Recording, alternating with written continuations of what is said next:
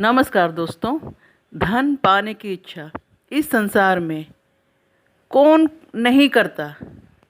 तो दोस्तों, धन से ही तो सब संभव है। अमीर हो गरीब हो, भगवान के मंदिर में जाकर पूजा करते समय अक्सर भगवान से एक ही प्रार्थना करता है कि हे भगवान, मुझे धनवान बना दे, मेरा कर्जा हटा दे। तो दोस्तों, धन की इच्छा किसे नहीं होती। हर कोई चाहता है कि उसके पास धन दौलत बेशुमार हो, जिससे ज़िंदगी अच्छे से गुजारी जा सके। तो दोस्तों, आज मैं आपके लिए लाई हूँ अष्टलक्ष्मी का टॉपिक। तो दोस्तों, आज मैं आपको अष्टलक्ष्मी के बारे में बताऊंगी, जिन्हें धन, वैभव, संपत्ति, यश और कीर्ति की देवी माना जाता है, और इनकी कृपा से ही समृद्धि और संपन्नता संभव होती है। तो माँ लक्ष्मी के 8 रूप, जिसे अष्टलक्ष्मी कहते हैं, और इनके अलग अलग स्वरूपों की पूजा करने से अलग तरह के फलों की प्राप्ति होती है। माँ लक्ष्मी को धन संपदा की देवी कहा जाता है। तो दोस्तों, आज मैं आपको माता के 8 स्वरूपों के बारे में बताऊंगी। तो माता का पहला स्वरूप है आदि लक्ष्मी।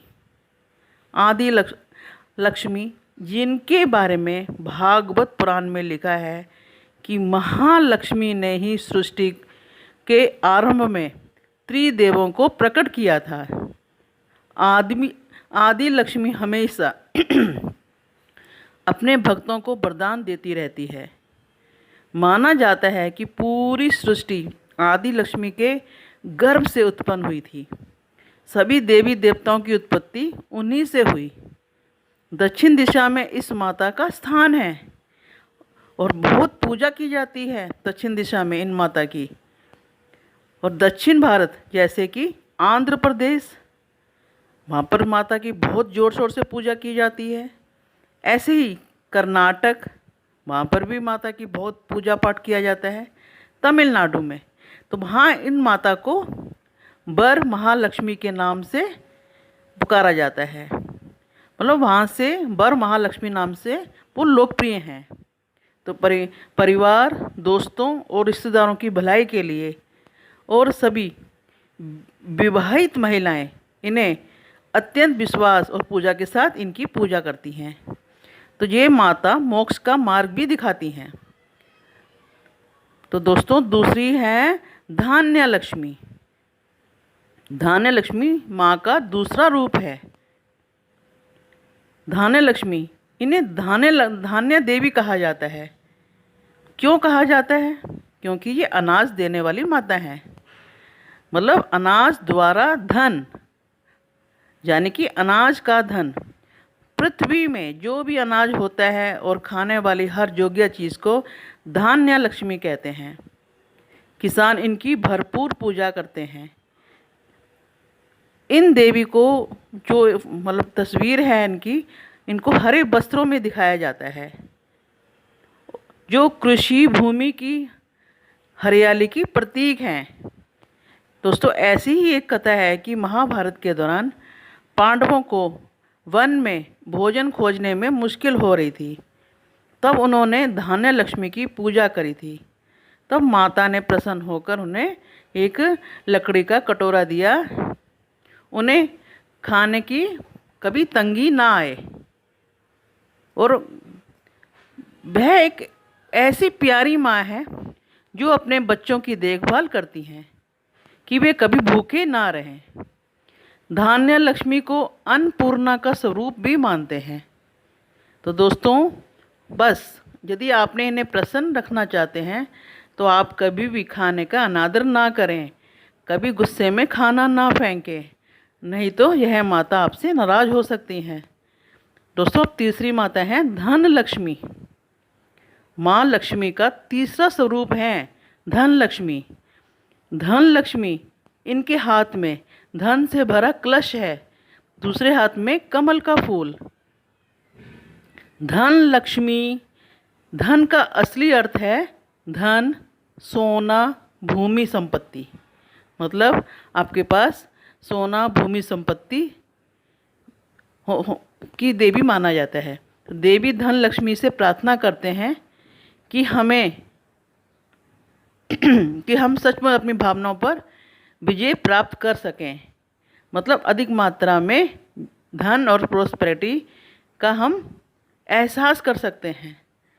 घर में साफ सफाई रखें, दीप जलाने से और लाल फूलों से और गहरी ईमानदारी से इनकी प्रार्थना करने से देवी प्रसन्न होती हैं। तो दोस्तों, ऐसा कहा जाता है कि एक बार भगवान विष्णु ने कुबेर से धन उधार लिया था, जो कि चुक नहीं पा रहा था। विष्णु जी से उधार खत्म नहीं हो पा रहा था। तो ऐसा लिखा गया है कि वो धन लक्ष्मी ने ही विष्णु को कर्ज से मुक्त करवाया था।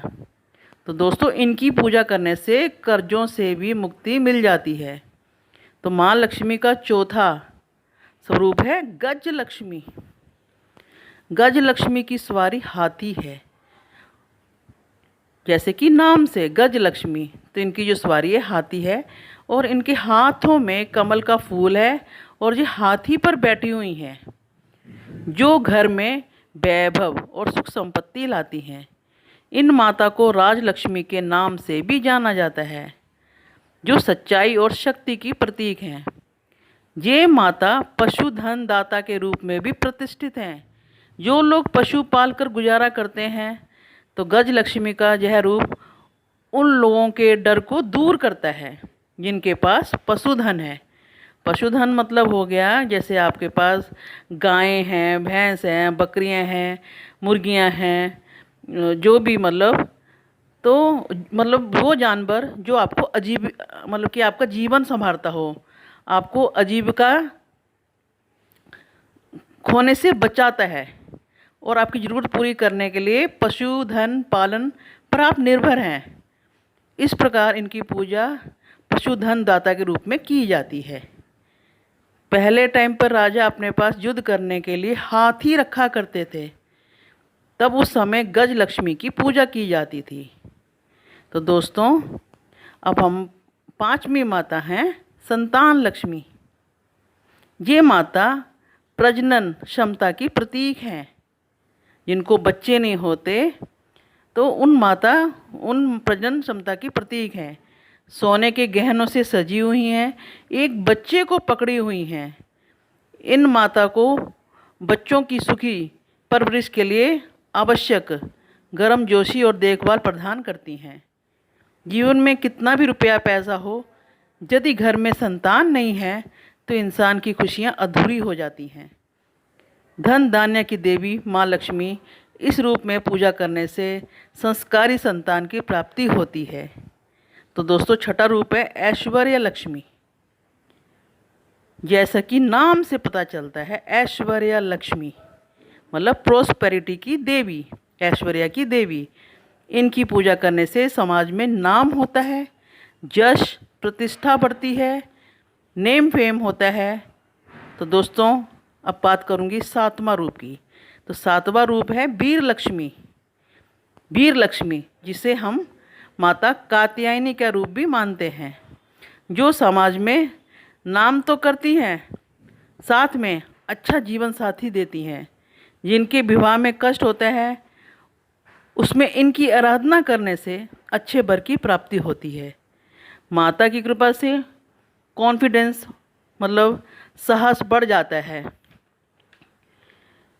अकाल मृत्यु से बचाती हैं। तो दोस्तों, अब आखिरला स्वरूप है विजय लक्ष्मी। विजय लक्ष्मी का ये माता जीवन में जीत को संबोधित करती हैं।